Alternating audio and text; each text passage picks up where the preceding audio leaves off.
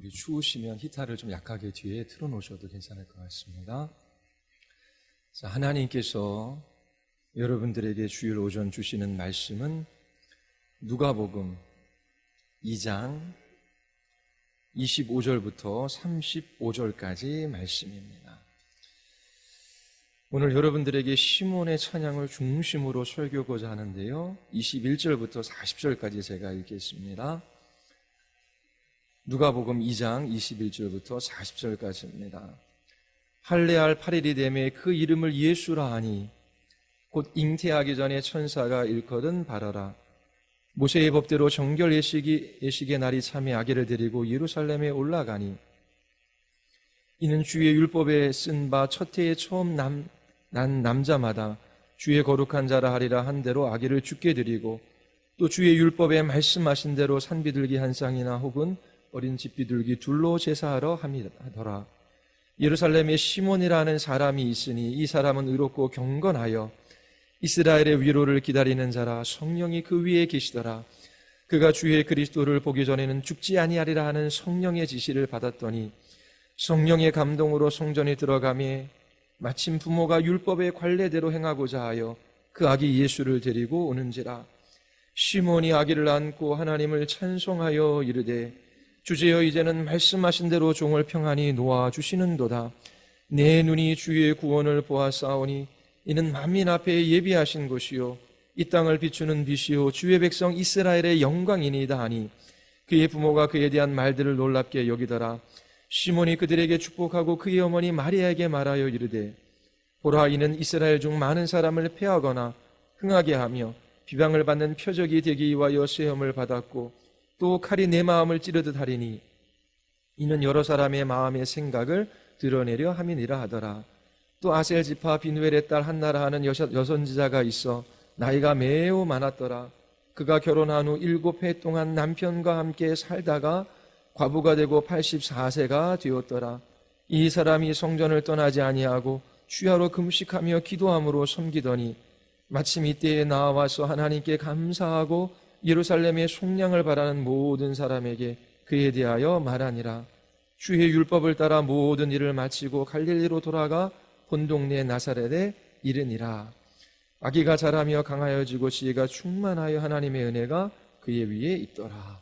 아멘. 기도하시겠습니다.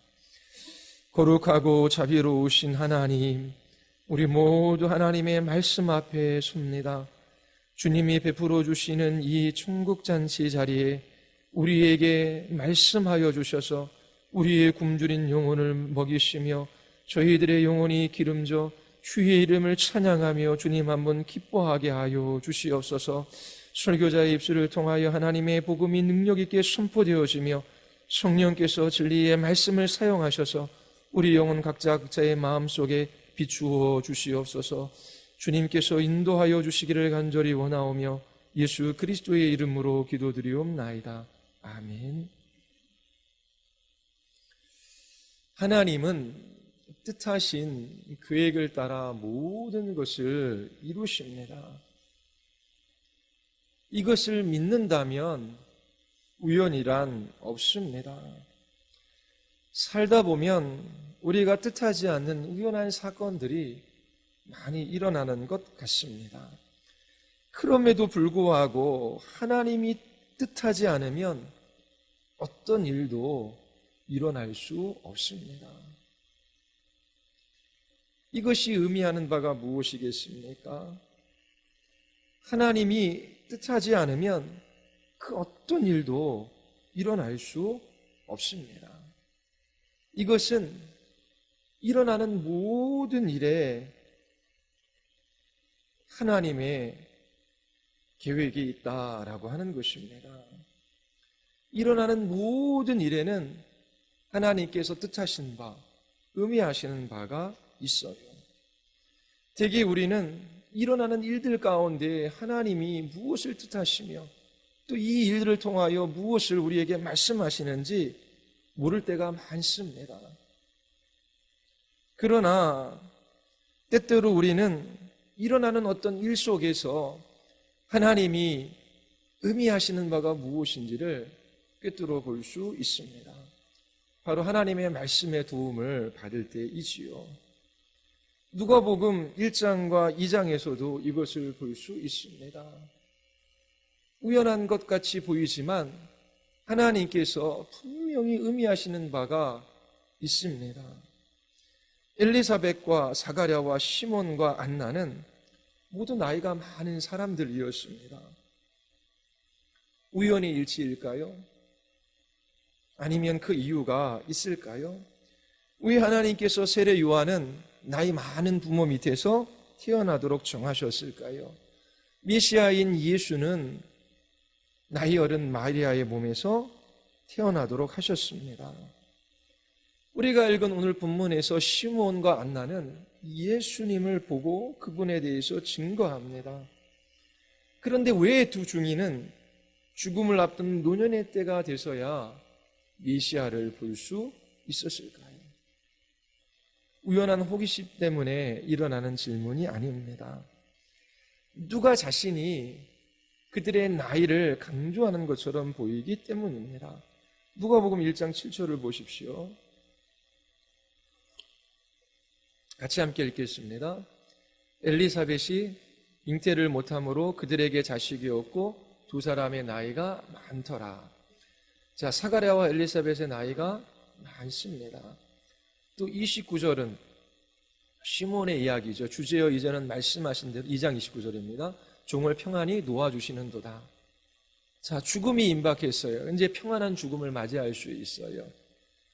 시몬이 노년의 때를 보내고 있음을 우리에게 알려줍니다. 36절. 아셀질파 비누엘의 딸 한나라 하는 선지자가 있어 나이가 매우 많았더라.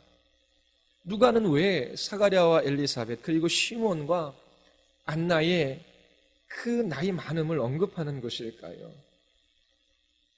본문에서 우리는 두 가지 실마리를 찾을 수 있습니다.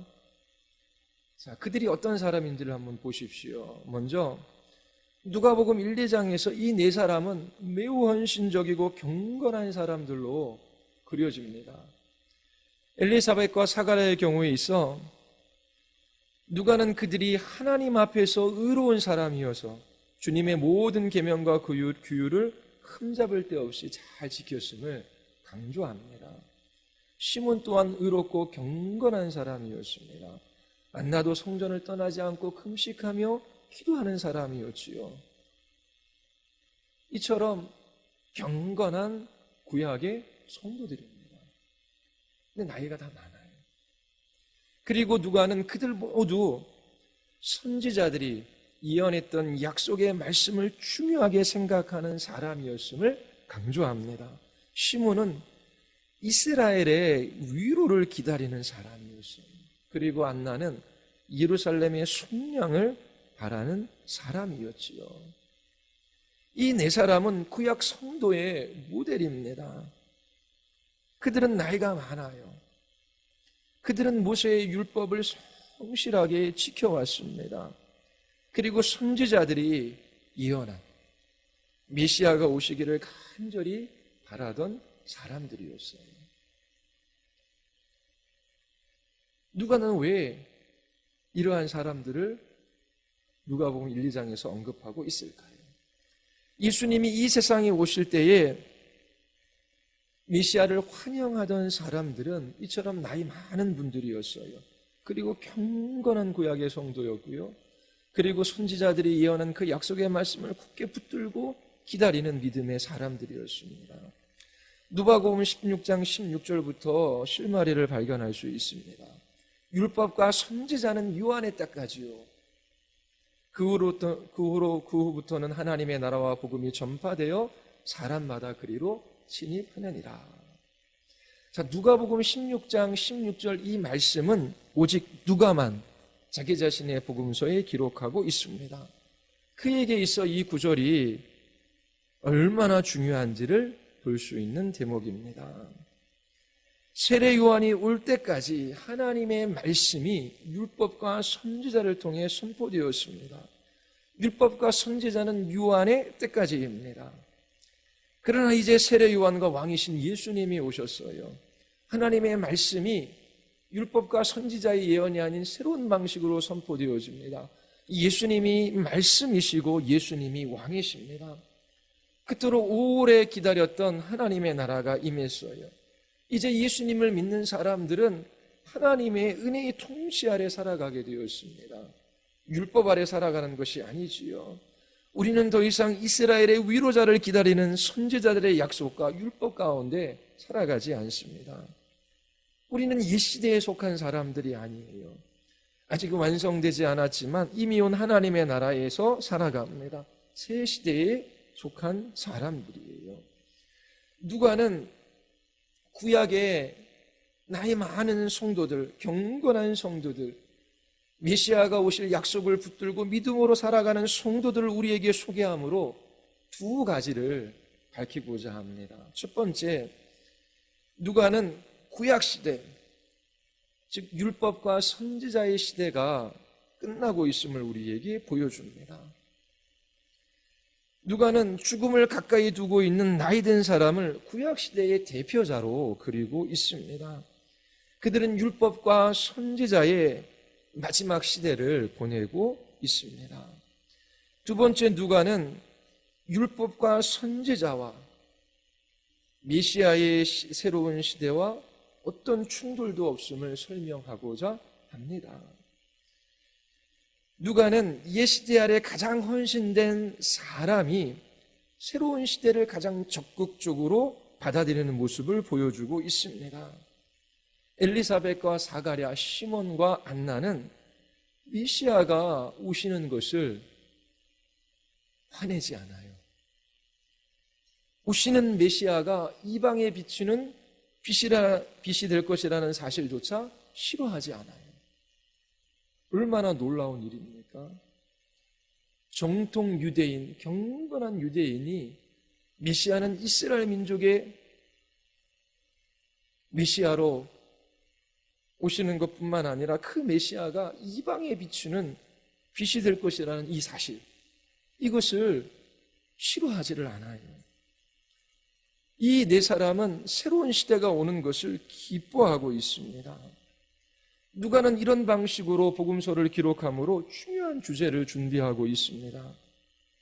예수님이 오심으로 유다 백성들 사이에 새로운 시대와 새로운 메시지가 옵니다. 율법과 선지자의 시대는 끝납니다. 이제 새로운 시대가 왔어요. 그럼에도 불구하고 예수님은 율법과 선지자를 폐하러 오신 것이 아닙니다. 그것들을 완성하러 오셨어요. 예수님은 율법과 선지자들의 명령하는 삶을 사시기 위해 오셨습니다. 그리고 구속을 성취하시기 위해 오셨지요.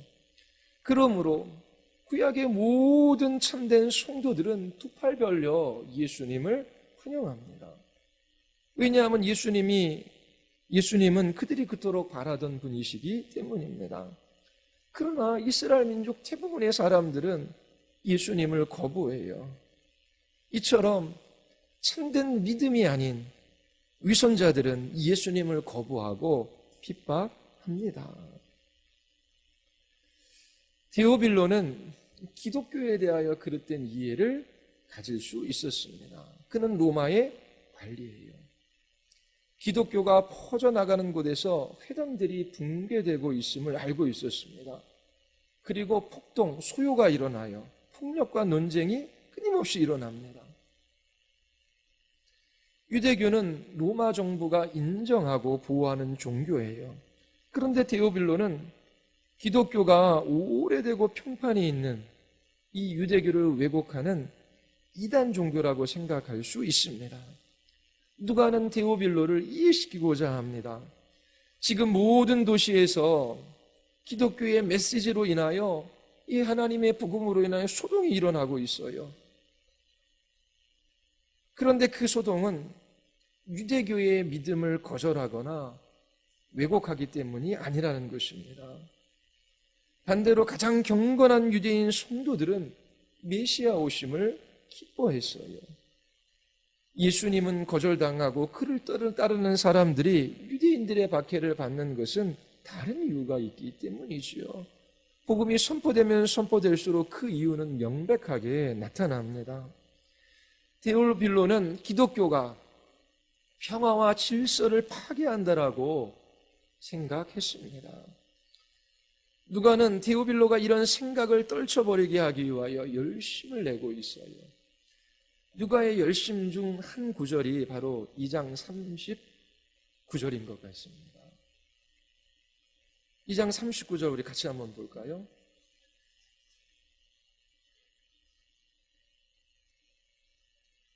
이 장 39절 우리 같이 한번 읽어보겠습니다. 다 같이 시작.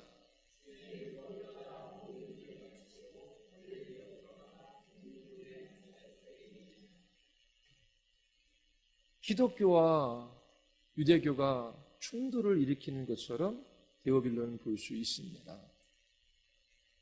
누가는 기독교가 이처럼 기존 질서를 어지럽히고 평화를 깨트리는 그런 이단 종교가 아닌 것을 데오빌로에게 열심히 설명하고자 합니다.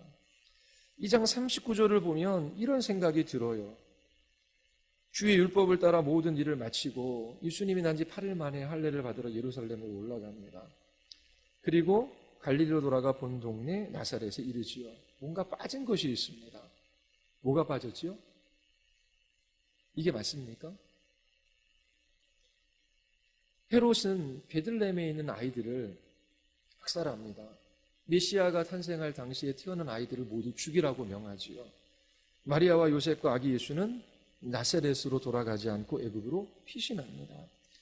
그러나 누가는 이 모든 이야기를 생략하고 있어요. 그 이유가 무엇일까요? 가능한 답변 몇 가지가 있습니다. 하나는 누가가 이 베들레헴에서 있었던 이 학살, 그리고 예수의 부모들이 애굽으로 피했던 이 사건에 대해서 듣지 못했을 가능성이 있어요. 그러나 이것은 희박하죠. 믿기 어렵습니다. 왜냐하면 이 누가는 예수님의 탄생과 관련된 많은 것들을 알고 있기 때문에 그래요. 1장에서 보았잖아요. 사가랴와 마리아에 대해 어떻게 알았겠습니까? 그렇죠? 아주 세밀한 것까지. 마리아로부터 예수님의 탄생에 대하여 많은 이야기를 들은 것 같아요. 그래서 베들레헴에 있었던 이 학살과 애굽으로 피신했던 이 일을 모르고 있었을 것이라고는 좀 생각하기가 어렵습니다. 근데 어쨌든 이 이야기를 안 써요. 두 번째 답은 그들이 예루살렘을 떠나기 전 율법을 따라 모든 일을 마치고 즉시 갈릴리로 돌아가지 않을 수 있다라고 하는 것입니다. 그들이 예루살렘으로 갔다가 애굽으로 피신해 갈 수 있지요. 누가는 이처럼 베들레헴에 있었던 사건, 그리고 예수님의 부모가 애굽으로 피신한 이 사건을 알 수도 있고 모를 수도 있어요. 그런데 그것은 핵심이 아닙니다. 아마 알았겠지요. 그런데 누가가 일부러 생략한 것 같습니다. 그 이유는 기독교가 폭력적이거나 혁명적인 종교로 보이기를 바라지 않았기 때문입니다. 누가는 헤롯의 사륙과 예수님의 부모가 애굽으로 피신한 사건을 알고 있었을 가능성이 가장 큽니다. 그러나 그런 이야기를 이 복음서에 기록하지 않고 있어요. 왜냐하면 데오빌로에게 기독교에 대한 그릇된 인상을 심어줄 수 있기 때문입니다. 기독교는 시작부터 정부의 지지를 받지 못했으므로 기독교를 따라서는 안 되겠다라고 하는 생각을 줄 수 있기 때문입니다. 누가는 기독교가 율법을 준수하고 유대교의 믿음을 거부하지 않는다라고 하는 것을 나타내는데 관심이 있어요. 오늘 우리가 읽은 본문에서 누가는 4번이나 어떻게 예수님의 부모가 율법을 따라 행했는지 우리의 관심을 끕니다. 22절 보십시오. 2장 22절. 모세의 법대로 정결 예식의 날이 참에 아기를 데리고 예루살렘에 올라가니. 23절. 이는 주의 율법에 쓴 바. 24절. 또 주의 율법에 말씀하신 대로. 27절. 부모가 율법의 관례대로 행하고자. 39절. 주의 율법을 따라 모든 일을 마치고. 자, 모세의 율법을 따라 주의 율법에 쓴 바, 주의 율법에 말씀하신 바대로 계속 반복합니다. 한 번만 쓰면 되잖아요. 문장에 동일한 단어가 계속 그것도 그 다음 절에 반복되는 것은 좋은 문장이 아니잖아요. 근데 데오빌로를 향한 분명한 메시지가 있습니다. 아기 예수님은 가난하지만 깊이 헌신된 유대교 가정 출신이고 그는 하나님의 율법에 따라 이 모든 것을 배웠습니다. 율법과 선지자의 시대는 끝나지만 그것은 예수님이 율법과 선지자를 반대하기 때문이 아니지요. 오히려 예수님은 그것을 성취하러 오셨습니다. 이처럼 누가는 데오빌로에게 기독교에 관해서 이야기합니다. 논증하는 방식이 그 오랜 역사를 가지고 있는 이 유대교와 이 기독교, 구약의 시대와 신약의 시대가 단절이 아니다. 그것이 연속성이 있음을 지금 소개하고 있습니다. 자, 그리고 두 번째, 누가는 성령님에 관하여 10번 정도 언급합니다. 이것은 누가에게 있어 성령님이 얼마나 중요한지를 보여주지요. 2장 25절에 보면 시몬 위에 성령이 계십니다. 지금 시몬은 구약 성도입니다. 성령이 그 위에 계셔요. 그리고 26절에 보면 성령의 지시를 받고 27절에 보면 성령의 감동을 받아요. 자, 구약 성도들은 보편적으로 성령 하나님의 충만한 역사를 경험하지 못합니다. 특별한 직무와 직책을 맡은 사람들에게 성령께서 찾아오셔서 그 일들을 감당하게 하시지요. 자, 이 부분 누가복음 2장 25절부터 27절까지가 누가가 성령 하나님의 역사에 대해서 말하는 전부라면 우리는 일반적으로 이렇게 생각해요. 우리 성령 하나님에 관해서 배우신 분들은 오순절이 있기 전 성령님은 사람들 위에 임하시고, 그리고 이제 오순절 이후 요엘서에서 약속하셨던 그 성령의 보편적인 부어주심을 이제 경험하는데, 이 신약시대에 이 오순절 이후의 사람들은 성령님이 그들 안에 내주하고 계신다라고 그렇게 가르칩니다. 그러니까 구약 성도들은 성령님이 내주하지 않으셔요. 근데 우리가 하나님의 성전이죠. 왜요? 성령께서 우리 안에 계시기 때문에. 이게 신약과 구약의 성령님에 대한 일반적인 관점입니다. 그러나 이것을 너무나 단순화시키지는 말아야 합니다. 누가복음 1장에서 성령 하나님으로 충만한 사람을 우리에게 묘사하고 있어요. 세 곳입니다. 1장 15절 한번 보십시오. 1장 15절 우리 같이 함께 읽겠습니다. 다 같이 시작.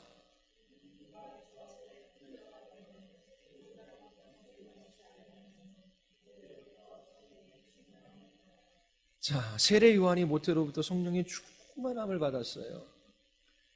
그 다음에 41절을 보십시오.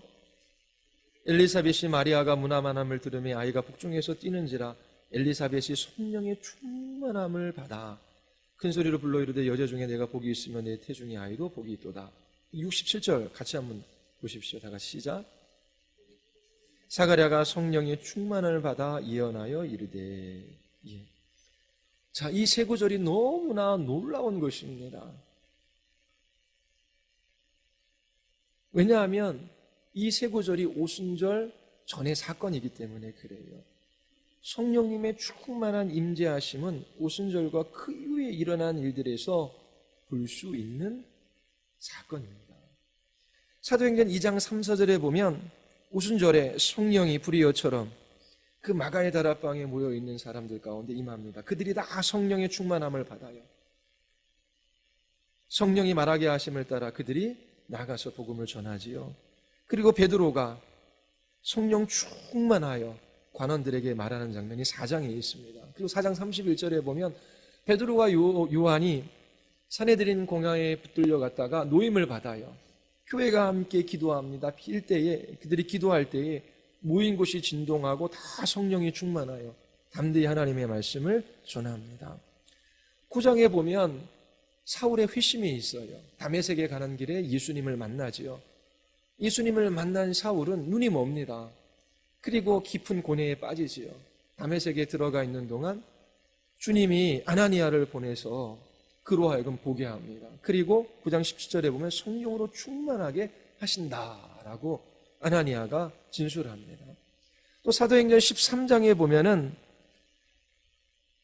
이 안디옥 교회에서 바나바와 바울을 선교사로 파송해요. 바보에 이르러 거짓 선지자인 마술사 엘루마를 만납니다. 그때 바울이라고 하는 사울이 성령이 충만하여 그를 주목하고 이르되, 그리고 13장 52절에도 제자들은 기쁨과 성령이 충만하니라 라고 말합니다. 에베소서 5장 18절에도 술 취하지 말라 이는 방탕한 것이 오직 성령의 충만함을 받으라 라고 해요.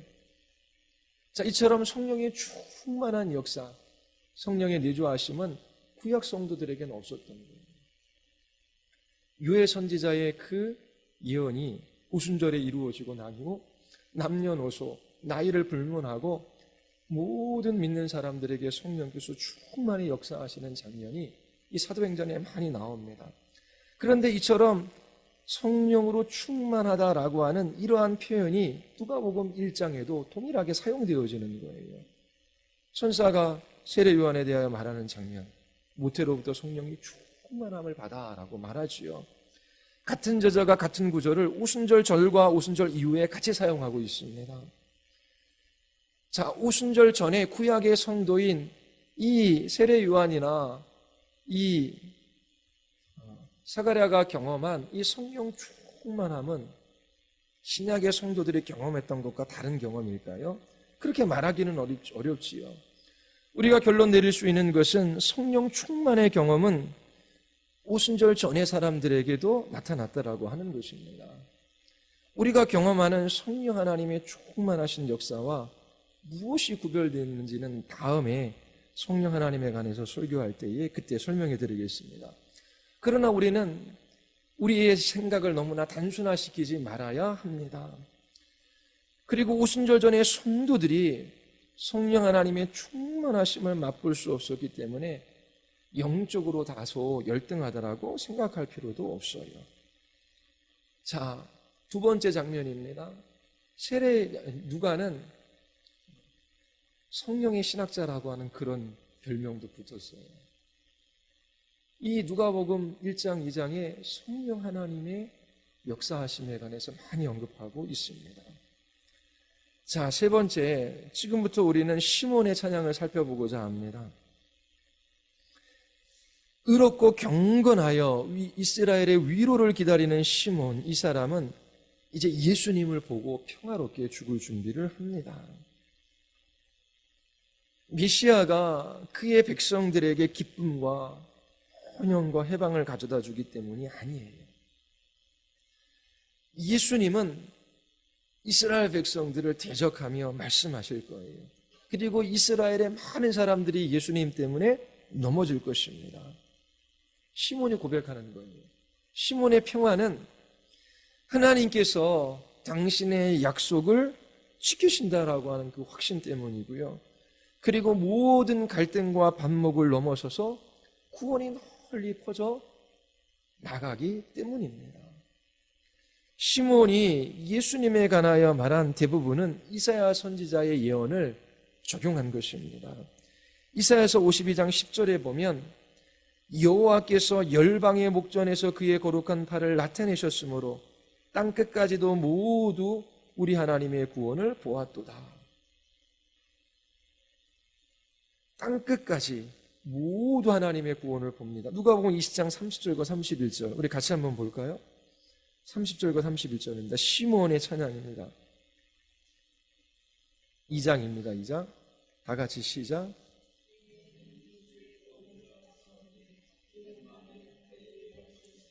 자, 지금 시몬이 이스라엘의 위로를 기다리고 있어요. 메시아를 기다리고 있어요. 정통 유대인이에요. 믿음이 있어요. 경건해요. 그런데 그의 찬양을 보십시오. 지금 메시아가 이스라엘을 로마의 압제로부터 해방하고 우리를 구원하시기 때문에 그가 기뻐하며 이제 평안히 죽을 수 있다. 그렇게 말하는 것이 아닙니다. 주의 구원을 봐야 돼. 그 구원은 이스라엘에 만 속한 것이 아니라 만민 앞에 예비하시는 것이래요. 이게 너무나 놀라운 거예요. 정통 유대인이 이렇게 고백할 수 있다라는 게. 시몬의 찬양이 분명히 함의하는 바가 있겠지요. 하나님의 구원의 은혜를 받는 사람들은 단지 유대인뿐만 아니라 이방인들까지 포함됩니다. 이것이 시몬의 찬양에 잘 나타나 있어요. 예수님은 분명히 이스라엘의 영광을 가져다 줄 유대인의 메시아예요. 그러나 그분의 자비하심은 이스라엘이라고 하는 이 경계를 넘어서서 모든 민족에게 흘러 넘칩니다. 모든 민족에게 계시의 빛을 비추어 주시는 것이지요. 이사야는 메시아의 사역을 49장 6절과 42장 6절에서 이렇게 소개해요. 한번 잘 들어보십시오. 그가 이르시되 내가 나의 종이 되어 야곱의 지파들을 일으키며 이스라엘 중에 보존된 자를 돌아오게 할 것은 매우 쉬운 일이라. 자, 이스라엘 중에 남은 자, 그들을 돌아오게 하리래. 지금 이스라엘을 영광스럽게 하신, 이건 쉬운 일이래요. 그럼 또 뭐라고 말하냐면 내가 또 너를 이방의 빛으로 삼아 나의 구원을 베풀어 땅끝까지 이르게 하리라. 이방의 빛으로 삼으셔서 구원하신다라고 이사야 선지자 입술을 통해 예언합니다. 42장 6절도 마찬가지예요. 나 여호와가 이로 너를 불렀은즉 내가 네 손을 잡아 너를 보호하며 너를 세워 백성의 언약과 이방의 빛이 되게 하리니. 이스라엘 백성과 언약한 것을 이루셔요. 그리고 이방의 빛이 되게 하시는 것입니다. 자, 이사야 선지자는 단지 메시아의 사역을 억압받는 이스라엘의 회복에만 두고 있지 않아요. 그것은 너무나 쉬운 일이라고 말합니다. 시므온은 이사야 선지자의 예언을 따라 예수님에게 맡겨진 두 가지 직무가 있음을 우리에게 알려줍니다. 세상의 빛으로서 메시아는 이방을 비추는 빛이에요. 그리고 이스라엘의 영광이십니다. 예수님은 참되신 하나님을 드러내셔요. 그리고 이방인들에게 참된 구원의 길을 보여주실 겁니다. 바울이 에베소서 4장 18절에서 말하는 것처럼 그들의 총명이 어두워지고 그들 가운데는 무지함과 그들의 마음이 굳어짐으로 말미암아 하나님의 생명에서 떠나 있습니다. 이사야서 42장 6, 7절이 다음과 같이 말해요. 나 여호와가 의로 너를 불렀은즉 내가 내 손을 잡아 너를 보호하며 너를 세워 백성의 언약과 이방의 빛이 되게 하리니 내가 눈먼 자들의 눈을 밝히며. 이 구절이 에베소서 4장 18절 말씀과 연결되어져 있습니다. 갇힌 자를 감옥에서 이끌어내며 흑암에 앉은 자를 안방에서 나오게 하리라. 그러므로 이방을 향한 예수님의 임무는 그들의 눈을 열어 참되신 하나님을 보게 하는 것입니다.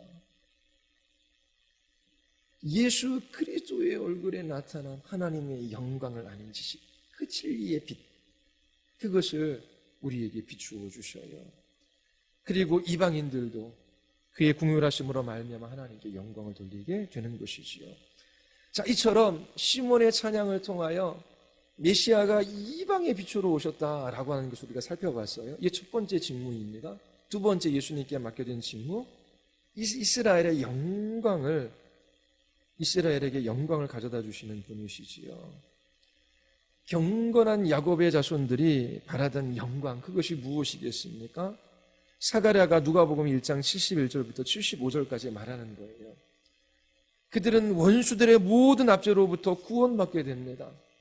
구약에 그들의 조상들에게 하나님께서 하셨던 언약이 성취되어져요. 그 결과 그들은 평생 동안 주님 앞에서 성결과 의로 두려움 없이 하나님을 섬깁니다. 그러나 이와 같은 이스라엘의 구원이 예수 그리스도의 초림 시에는 일어나지 않아요. 이스라엘은 메시아를 거부합니다. 하나님은 이러한 이스라엘의 거절을 사용하셔서 이방인들에게 구원을 이루게 하셔요. 바울은 로마서 11장 11절에서 그러므로 내가 말하노니 그들이 넘어지기까지 실족하였느냐? 그럴 수 없느니라. 그들이 넘어짐으로 구원이 이방인에게 이르러 이스라엘로 시기나게 함이니라. 그들의 넘어짐이 세상의 풍성함이 되며 그들의 실패가 이방인의 풍성함이 되거든 하물며 그들의 충만함이요 라고 말합니다. 이스라엘이 메시아를 거절해요. 그들은 자신도 모르게 은혜의 물결을 전 세계에 흘려보내게 됩니다. 그러나 하나님께서 이스라엘을 버리셨다라고 생각하지 마십시오. 로마서 11장 25절서부터 27절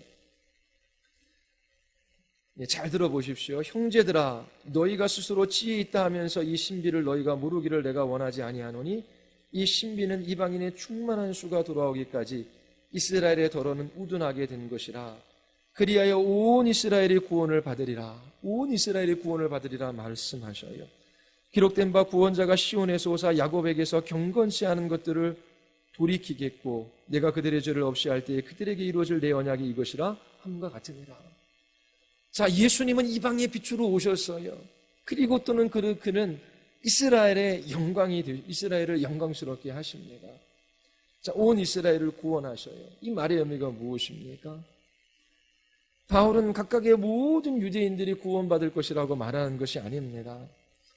예수님은 주님의 날에 어떤 유대인들에 대한 심판은 소돔과 고모라보다 더할 것이라고 말씀하셔요. 바울은 나의 형제 고륙 친척이 그리스도에서 떨어져 나갔다라고 말합니다. 미래의 어느 날 예수님은 불경건한 야곱의 후손을 돌이키게 하고 그들의 죄를 용서해 주실 거예요. 이 역사 가운데 이스라엘의 회복의 날이 있다라고 하는 것입니다. 바로 그때 온 이스라엘은 구원받은 사람을 의미하는 것입니다. 그들은 다른 사람과 같이 이방인들과 같이 구원받고 이방인들처럼 하나님의 백성이 일원이 되는 것입니다. 예수님은 이스라엘 민족의 영광을 위한 빛이 될 거예요. 이것이 시몬의 찬양 속에 예수 그리스도의 두 가지 직무를 우리에게 가르쳐 주는 것입니다. 자, 그리고 누가복음 2장 34절과 35절 말씀 같이 한번 읽어보겠습니다. 34절 35절 다 같이 시작.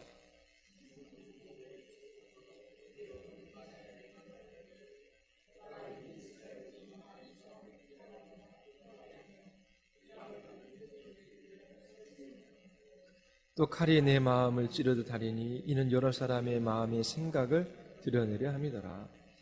자, 이스라엘은 예수님을 거부하지요. 하나님은 이것을 통하여 예수님이 이방을 구원하는 빛이 되게 하십니다. 하나님이 계획하신 거예요. 이스라엘이 예수님을 거절하는 것은 이미 예언된 바가 있습니다. 모든 사람들이 예수님을 받아들이는 것이 아니에요. 대부분의 많은 유대인들은 예수님을 비웃고 적대합니다. 그리고 예수님을 거부하지요.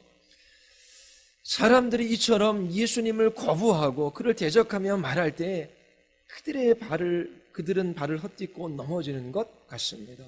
이 또한 이사야 선지자의 말을 적용한 거예요.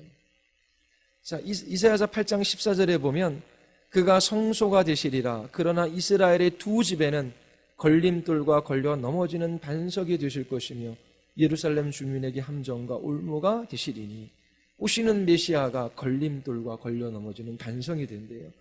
28장 16절에 보면 그러므로 주 여호와께서 이같이 이르시되 보라 내가 한 돌을 시온에 두어 기초를 삼았노니 곧 시험한 돌이요 귀하고 견고한 기초돌이라 그것을 믿는 이는 다급하게 되지 아니하리로다.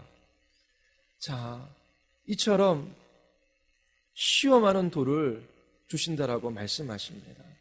그리고 바울과 베드로 역시 이 이사야 선지자의 말씀을 자기 자신의 서신서에 적용합니다. 베드로전서 2장 6, 7절에 보면 성경에 기록되었으되 보라 내가 택한 보배로운 모퉁이 뜰을 시온에 두노니 그를 믿는 자는 부끄러움을 당하지 아니하리라 하였으니 그러므로 믿는 너희에게는 보배이나 믿지 아니하는 자들에게는 건축자들이 버린 그 돌이 모퉁이의 머릿돌이 되고 또한 부딪히는 돌과 걸려 넘어지게 하는 바위가 되었다 하였노라. 자, 그 모퉁이 돌인 예수 그리스도 부딪히는 돌과 걸려 넘어지는 돌이 바위가 됩니다. 바울은 로마서 9장 32절 33절에서 이스라엘이 자신들의 의를 이루는 데 실패한 이유를 말해요. 로마서 9장 32절 33절을 보면 어찌 그리하랴 이는 그들이 믿음을 의지하지 않고 행위를 의지함으로 부딪힐 돌에 부딪혔느니라. 기록된 바 보라 내가 걸림돌과 거치는 바위를 시온에 두노니 그를 믿는 자는 부끄러움을 당하지 아니하라 함과 같으니라. 자, 이스라엘 백성들은 뭘 의지해요? 행위를 의지해요. 그 율법을 의지해요. 율법을 성취하러 오신 예수 그리스도를 바라보지 못해요. 오직 예수 그리스도의 은혜, 오직 예수 그리스도를 바라보는 믿음, 오직 예수 그리스도만이 유일한 구원의 길이에요. 그런데 그들은 자기 자신의 행위를 의지해요. 예수 그리스도가 거치는 돌이 될 수밖에 없어요. 이방인에게 구원을 가져다 주신 하나님의 방법, 그것은 예루살렘에 거치는 돌을 놓는 것입니다. 대부분의 이스라엘 사람들은 그 돌에 걸려 넘어졌어요. 시몬은 그리스도가 많은 사람을 넘어지게도 하고 일어서게도 하려고 세우심을 받았으며 비방받는 표정이 되게 하려고 세우심을 받았고 또 많은 사람이 속생각들을 드러내실 것이라고 말합니다. 자, 드러나는 그들의 속마음은 무엇입니까?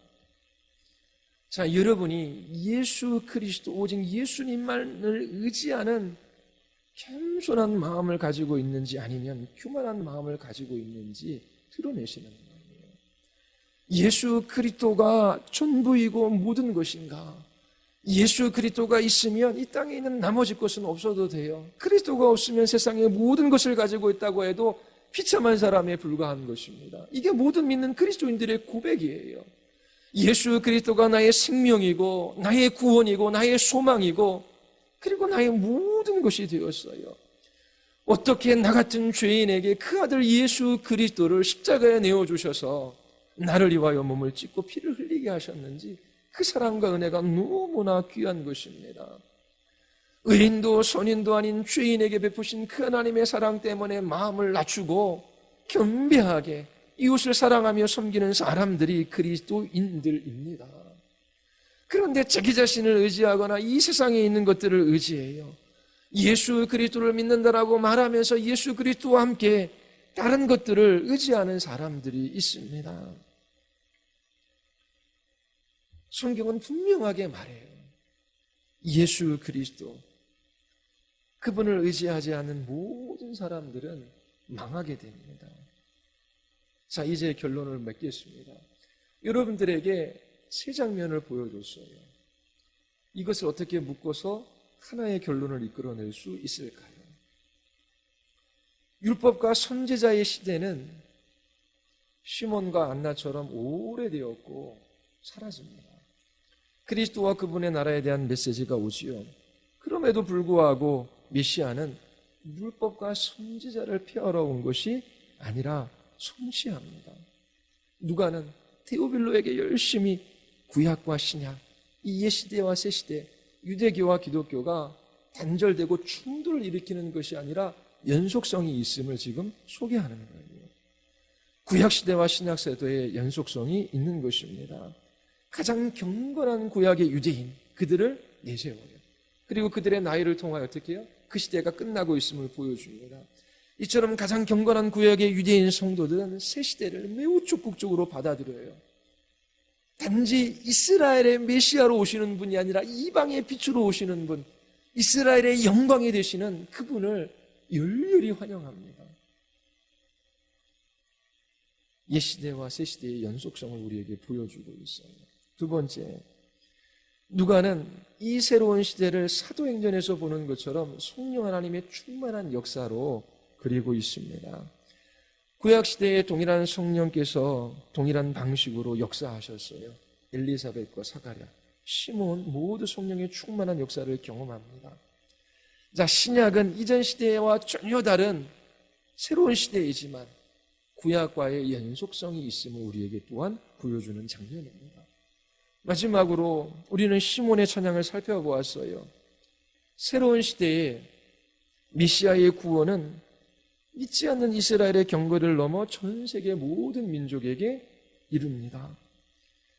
그러나 구약은 폐기되지 않았어요. 이스라엘을 향한 하나님의 언약, 그것은 이루어집니다. 이스라엘 백성들의 회복이 있다라고 하는 거예요.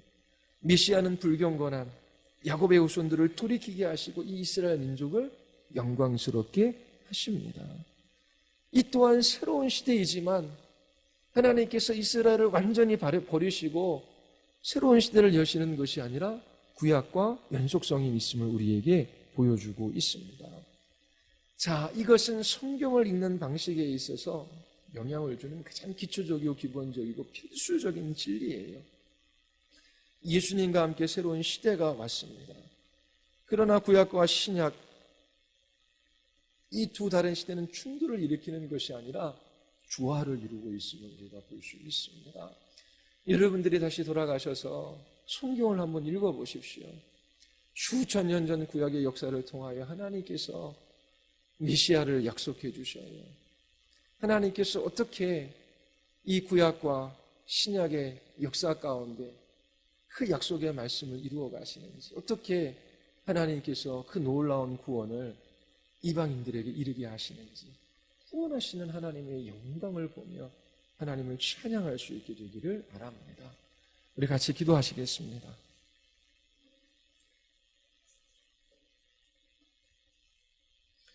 우리 이 시간 기도할 때에 하나님께서 인류의 역사 가운데 타락하고 부패하고 구원의 소망이 없는 자들에게 메시아를 보내실 것을 오래전 구약시대에 약속하시고 하나님께서 이 역사 가운데 그 아들 예수 그리스도 이방의 빛이시며 이스라엘의 영광이 될 그분을 보내주십니다.